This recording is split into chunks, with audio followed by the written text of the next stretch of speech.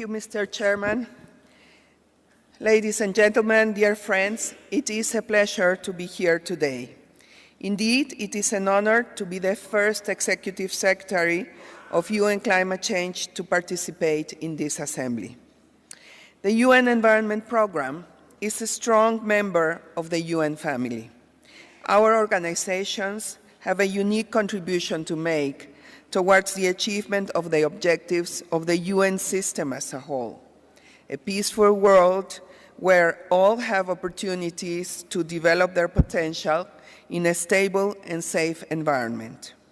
I want to especially recognize Executive Director Solheim for not only his leadership and support, but his important contributions to the climate change process, and particularly at COP23 in Bonn.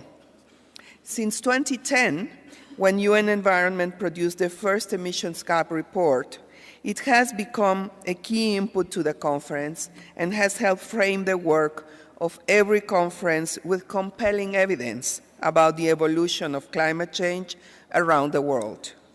This year, it spread the sobering message that while we've made incredible progress in addressing climate change, we simply are not doing enough.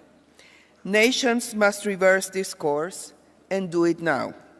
Never has the urgency of our task been more evident.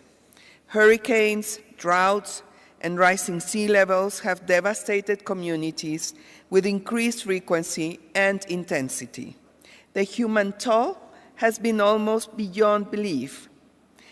This is also reflected in economic costs. In 2017, it's estimated that extreme weather events cost more than $200 billion in damages worldwide. At the same time, global temperature continues to rise. This year will be again one of the hottest years on record. The message from the leaders of small island developing countries that came to Bonn could not have been clearer. Their people are desperate. They need solutions, they need support, and they need it urgently. We did make important progress at COP23. Nations made it clear that the Paris Agreement remains the only way forward, and that fulfillment of the commitments up to 2020 will provide a solid basis for more ambition and the full operation of the agreement. They established a platform for an assessment of progress made in the form of the Talanoa Dialogue, designed to build empathy and trust, resulting in better decision-making and more ambition. This will help inform the next round of nationally determined contributions. We talk a lot about urgency, but having the small island state of Fiji presiding over COP23 amplified the message. It was encouraging, for instance, when parties recognized that we need more funding for adaptation. More is needed, but we are moving in the right direction. Another highlight of COP23 was the launch of a global partnership, Insur Resilience, that will provide millions of vulnerable people with access to insurance. COP23 also saw the launch of an Ocean Pathway Partnership, an Indigenous Peoples Platform, and a Gender Action Plan. Thanks to the leadership of Fiji and all parties' commitments, Bonn was a success. But we must look forward. The upcoming year is crucial to reducing the climate threat and helping those already affected by it. The cooperation of all sectors is key, but also throughout the UN family.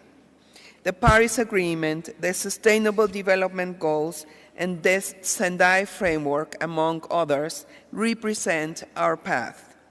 Climate change is connected to Excuse me, I would like to ask you to shorten because the time already expired.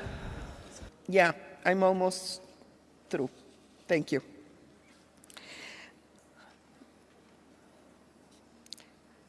Climate change is connected to almost all major challenges humanity faces, making work on Sustainable Development Goal 13 vital. It touches all goals: poverty, food, water, energy security, health, and much more. But we must coordinate to amplify each other's efforts. That's why the Secretary General's Guterres initiative to ensure the UN development system is repositioning, allowing us to implement the 2030 Agenda, is so relevant. We're in a new era with new challenges, and the UN must respond dynamically. It is why we have signed collaboration agreements with WMO, WHO, and today with UNEP.